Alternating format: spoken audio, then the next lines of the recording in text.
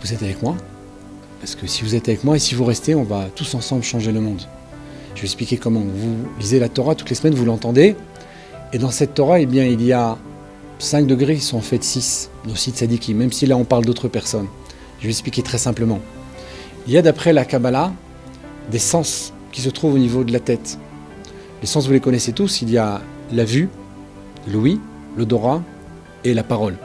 Alors ça, ce sont les 4 sens de base, ce fameux Yud-Ke Vav-Ke, c'est 4 lettres, c'est 4 fils, tout existe autour du 4, mais il y en a encore un 5e, c'est le sens du toucher. Et on va comprendre pourquoi ce sens-là est encore plus fort, même s'il n'est plus au niveau de la tête. Et puis bien entendu, après on va dépasser ça avec le Mashiach, mais ça on va l'expliquer tout de suite. Au niveau des sens, même s'ils ne sont pas dans l'ordre, nous avons des parachiotes particulières, on ne fait pas toujours attention, mais il y a des parachiotes qui ont un nom d'homme. La première qui nous apparaît est le nom de Noach. Or après qu'il y ait eu la destruction du monde, Dieu reçoit en cadeau, si on peut dire, de cette façon-là, un sacrifice. Noach va sacrifier les animaux. D'ailleurs, il n'en a pas pris que 2, comme tous les autres animaux. Les animaux purs, il en a pris 7 pour justement offrir des sacrifices à Dieu après la fin du déluge, lorsqu'ils sortent de l'arche. Et là, Dieu dit, Vayarach, le Passouk dit en tout cas, Vayarach Hashem et Reach hanichoar. Dieu a senti l'odeur agréable de ses sacrifices.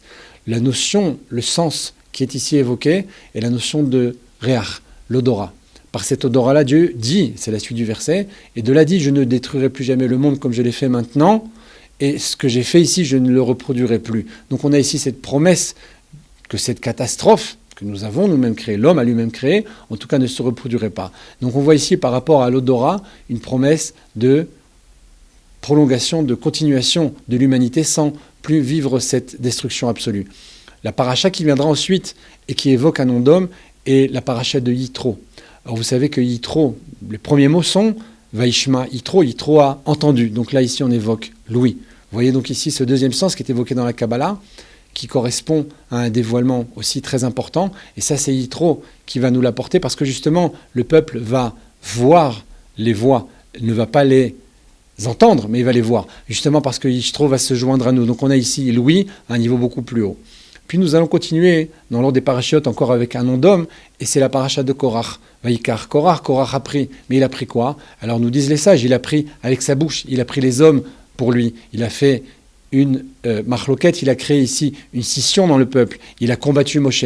En faisant cette scission, en faisant cette marloquette, en faisant toutes ces histoires là-bas, ça s'est réalisé de quelle façon? Eh bien par la bouche. Moshe est la bouche de Dieu, Korach est la bouche de la marloquette, de la dispute, et d'ailleurs la bouche de la terre va les engloutir. Vous voyez ici, tout tourne autour de la bouche, autour de la parole.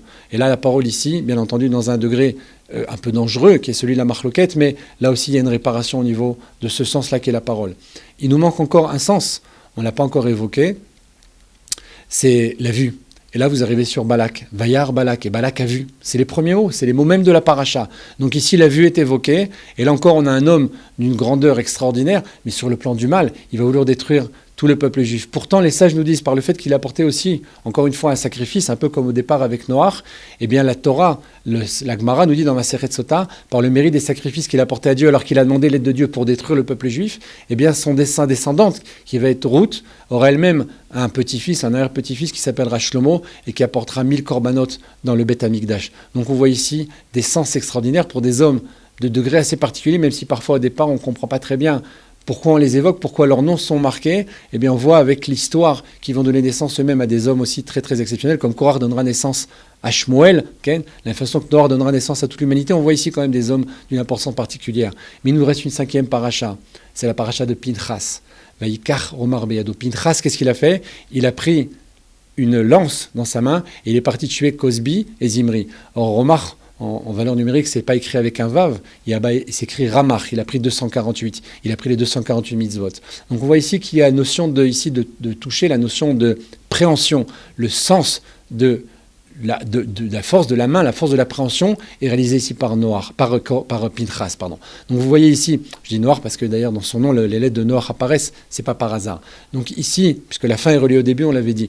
Alors ici on voit que Pinchas correspond au toucher, donc un sens encore plus fort. Or vous le savez, en tout cas si vous ne le savez pas, je vous l'annonce maintenant, les sages nous disent Pinchas, c'est Eliaou. Donc on s'approche déjà encore à un degré encore plus haut.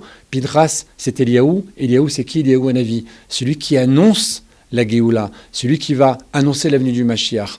Or cet homme-là, eh bien c'est le prédécesseur, c'est celui qui est l'étape juste avant le Mashiach lui-même, qui aura tous ces sens-là à la fois et qui va les dépasser, qui va les transcender, parce qu'il est quelque part le cinquième homme, bien entendu, mais avec un sixième sens. Quelque chose qui est toujours au-dessus de la moyenne, au-dessus de tout ce qu'on peut connaître. Cet homme-là, eh bien cet homme-là, c'est celui qui va amener la vie éternelle, qui va réparer tous ces sens premiers qui sont évoqués dans la Kabbalah au niveau d'un homme qui est un homme spirituel, même si les sens qu'on a évoqués ici sont matériels.